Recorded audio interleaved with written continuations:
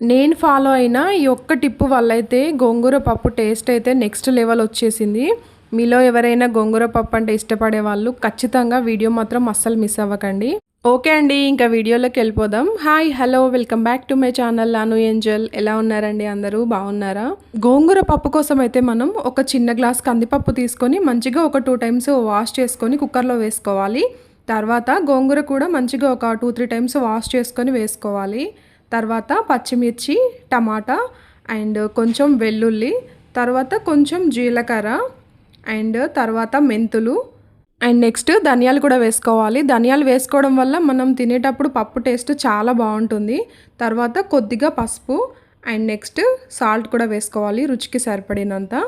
తర్వాత మనం ఇందులో కొంచెం ఆయిల్ కూడా వేసుకోవాలి. తర్వాత కొన్ని వాటర్ కూడా వేసుకొని కుక్కర్ మూత పెట్టేసి ఒక 5 to 6 విజిల్స్ వచ్చే వరకు అయితే మంచిగా ఉడకనివ్వాలి పప్పుని.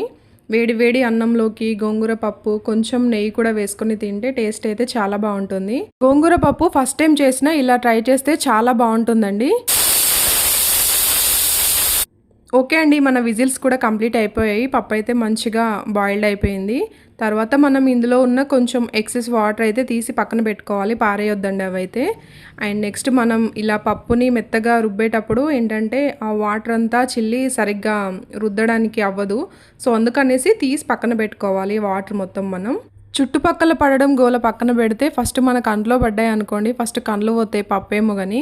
సో దాని గురించి అయినా కొంచెం జాగ్రత్తగా వాటర్ తీసి పప్పు మంచి కన్సిస్టెన్సీ వచ్చే వరకు ఇలా రుద్దుతూ ఉండాలి.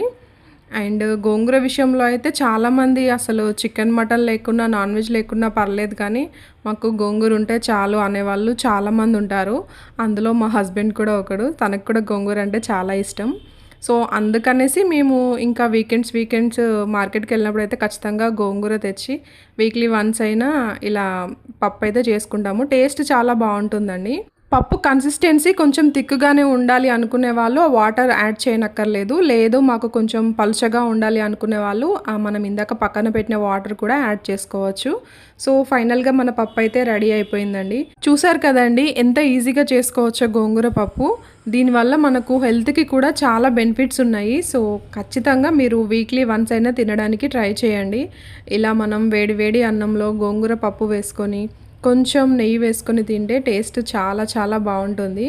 ఫస్ట్ టైం ట్రై చేసే వాళ్ళు కూడా ఈ విధంగా చేశారంటే చాలా ఈజీగా చేసుకోవచ్చు. అండ్ గోంగూర అలవాటు లేని వాళ్ళు కూడా ఈ విధంగా ట్రై చేసి చూడండి, ఖచ్చితంగా తినడం అలవాటు అయిపోతుంది. అంత బాగుంటుంది.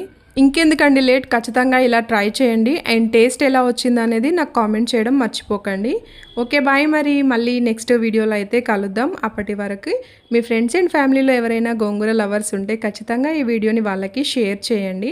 అండ్ ఛానల్ని సబ్స్క్రైబ్ చేసుకొని వాళ్ళు ఖచ్చితంగా సబ్స్క్రైబ్ చేసుకొని లైక్ అండ్ హైప్ చేయండి. Thanks for watching.